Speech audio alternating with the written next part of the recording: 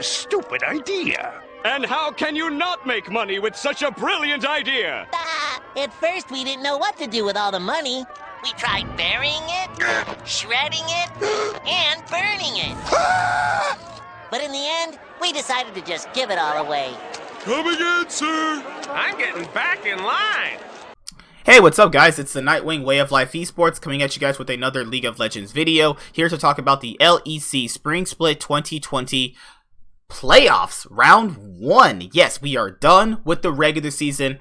It's over. We now have our playoff teams. G2, Esports, Fnatic, Origin, Rogue, Misfits Gaming, and you have Mad Lions to round it out. So, both of these teams starting off the playoffs are going to be G2 Esports versus Mad Lions, and the other 5th and 6th seeds will play in the losers bracket, top 4 play in the winners bracket.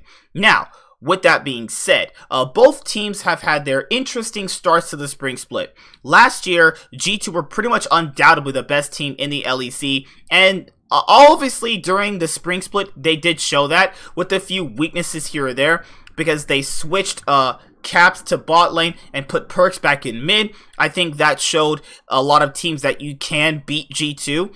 But overall, during the split, it was still very, very clear that these guys are still some of the best in their roles. I don't think Caps was the best ADC. I think that's a weakness that Mad Lions could exploit and maybe possibly upset G2. Although I don't think it's going to really happen. But, I mean, it could very well happen because it did happen in one of their games during the split. Remember, where they ran the Kalista Taric composition with the Renekton top and the Zoe mid, and I think they had the Sejuani jungle, where they managed to outplay G2 in a team fight, and then with Kalista and Taric, they had enough protection and peel for the Kalista to just obviously rend down most of them. So, coming into this year, obviously, Mad Lions, it's hard to say. Splice got a rebrand, technically.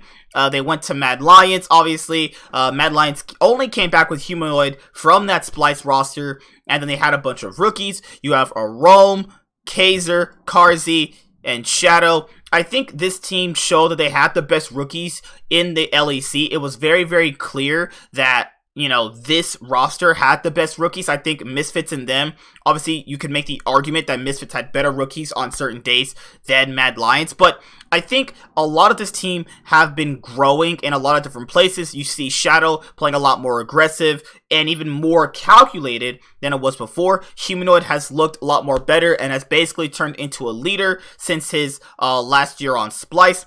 I think that Karzi and Kaiser have been a pretty solid bot lane and can translate leads really, really effectively. And then you have G2, and now you have Wonder, Yankos, Perks, Caps, and Mickey X. Now, Caps and Mickey X's bot lane can be exploitable, but they have been pretty solid overall. They haven't been the best bot lane, but they've been pretty solid. Now, Perks, Yankos, and Wonder are still insanely strong for the top side of G2.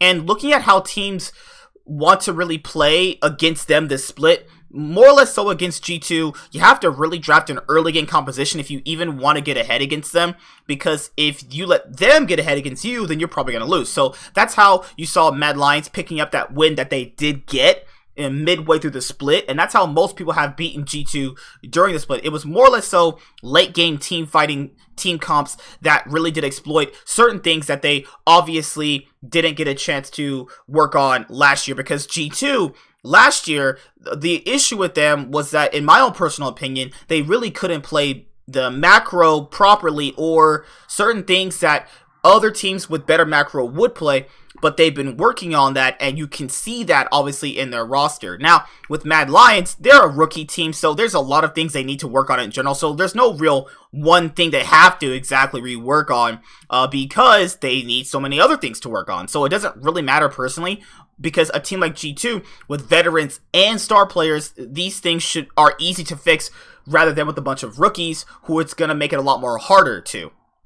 Now, with that being said, Mad Lions can play pretty aggressive. I mean, a lot of their wins did come from them playing early aggressive picks like Lee Sin, the Zoe, Misfortune, Nautilus. They love that bot lane. A lot of G2's wins came from, well, some compositions they played Bard, some compositions they played Pantheon. I mean, it's a clear cut. They are still the most flexible team in the LEC. Now, let's rank it from the top to bottom like I do with all my playoff predictions. Now, I think for playoffs, you have to factor in the team that has the better players does actually have an edge. Because the reason why I don't think it matters in best of ones is because you can draft things as like band-aid solutions for best of ones to the point where it's not going to make your weaker player exploitable.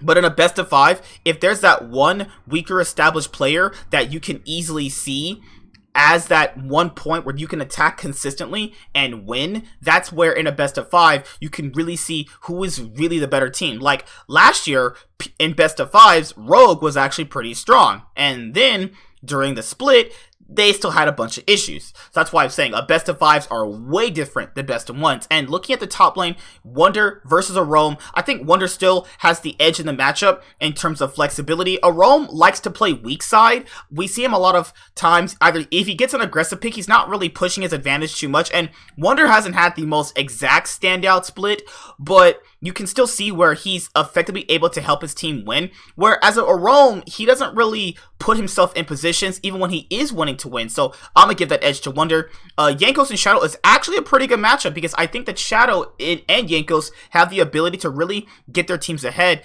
And if Shadow is on his Lee Sin or he's on things like, what else did he play? Pantheon or Sejuani during the split, I think he actually can give Jankos a run for his money. But Jankos, in terms of how he was actually able to effectively play around the map, I really think that Jankos will still have the edge, but I'm not going to doubt Shadow. I think he's actually pretty good. Perks versus Humanoid.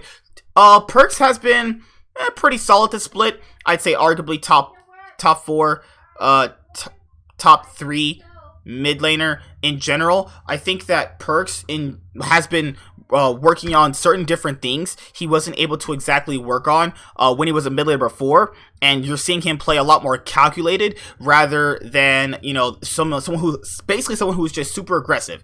You know what I mean? So I think that a player like Perks and a player like Humanoid, it really is gonna show which style is actually better.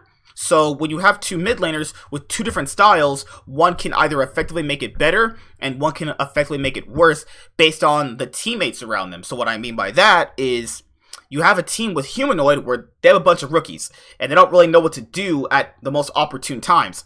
But someone like G2 with Perks and you have the more experienced star players, it's going to look a lot different. So that's what I'm trying to say.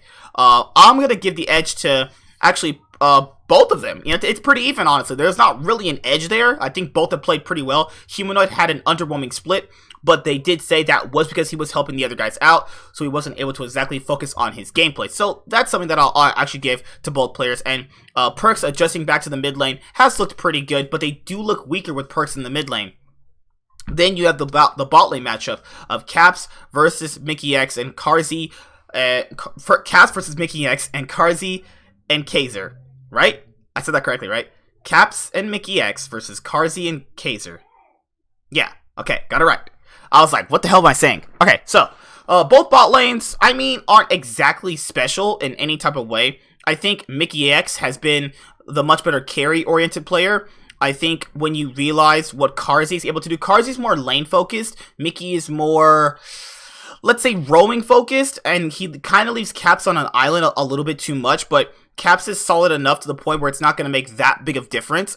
And Karzi has actually been a better ADC than Caps has. Let's be honest here. I mean, Karzi has looked pretty good.